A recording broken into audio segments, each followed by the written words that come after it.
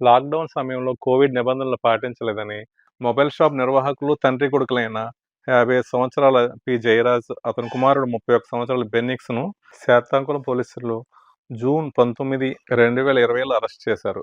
ఈ సందర్భంగా బట్టలు ఇప్పించి ఇద్దరికీ ప్రైవేట్ పార్టులో లాఠీలు చొప్పించడంతో అంతర్గత రక్తస్రావం జరిగింది. ఆ రక్తపు మరకలే ఆ దుర్మార్గానికి మౌన సాక్ష్యాలుగా నిలిచాయి.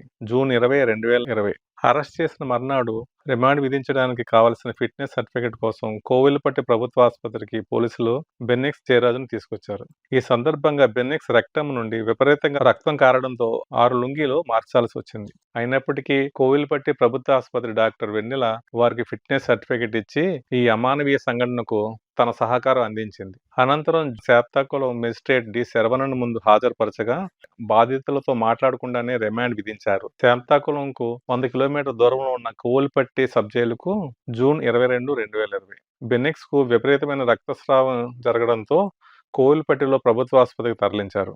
చికిత్స జరుగుతుండగానే ఆ రోజు రాత్రి 9 గంటలకు బెన్నిక్స్ చనిపోయారు. అదే రోజు రాత్రి 10 గంటలకు జయరాజును కూడా హాస్పిటల్కు తరలించారు. పోలీస్ టార్చర్లో జయరాజ్ లంగ్ పగిలిపోవడంతో చికిత్స పొందుతూ అదే హాస్పిటల్లో తెల్లవారుజాము 3 గంటలకు జయరాజ్ చనిపోయారు. అనంతరం జైరాక్స్ బెనిక్స్ బంధువులు, అక్కడి లోకల్ వ్యాపారులు జరిపిన నిరసనల కారణంగా మీడియాలో ప్రచారం జరగడంతో జూన్ 28, 2020న అప్పటి ముఖ్యమంత్రి పళనిస్వామి సిబిఐ ఎంక్వైరీకి ఆదేశించారు.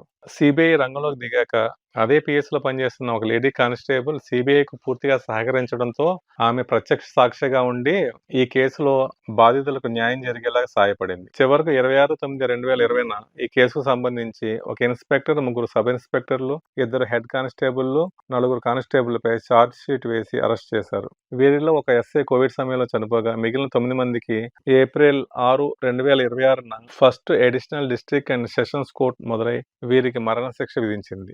అలాగే బాధిత కుటుంబానికి ₹1,40,00,000 పరిహారం చెల్లించాలని ఆదేశించింది. ఇక్కడితో ఈ కేసు పూర్తయిందా అంటే బాధితులకు న్యాయం జరిగిందా అంటే కాదనే చెప్పాలి. శిక్ష విధించాక అమలు చేయాలంటే చాలా సమయం పడుతుంది. మధ్యలో మరెన్నో చిక్కులు, మరెన్నో కేసులు. 9 మందికి మరణశిక్ష అంటే ఇది జరిగే పనేనా? ఇంత జరిగాక కూడా ఇంకా లాకప్ డెత్లు జరుగుతూనే ఉన్నాయి.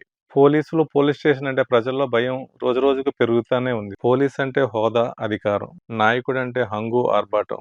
ప్రభుత్వ ఉద్యోగి అంటే అధికారం, దర్పం అనే అవలక్షణాలు పోయే వరకు కామన్ మ్యాన్కు న్యాయం జరగదు. అందుకే కామన్ మ్యాన్ పోరాటం ఎప్పుడు ఆగకూడదు. అది రాతలోనూ, చేతలోనూ, మాటలోనూ, అవసరమైతే మౌనంగా అయినా పోరాటం చేస్తూనే ఉండాలి.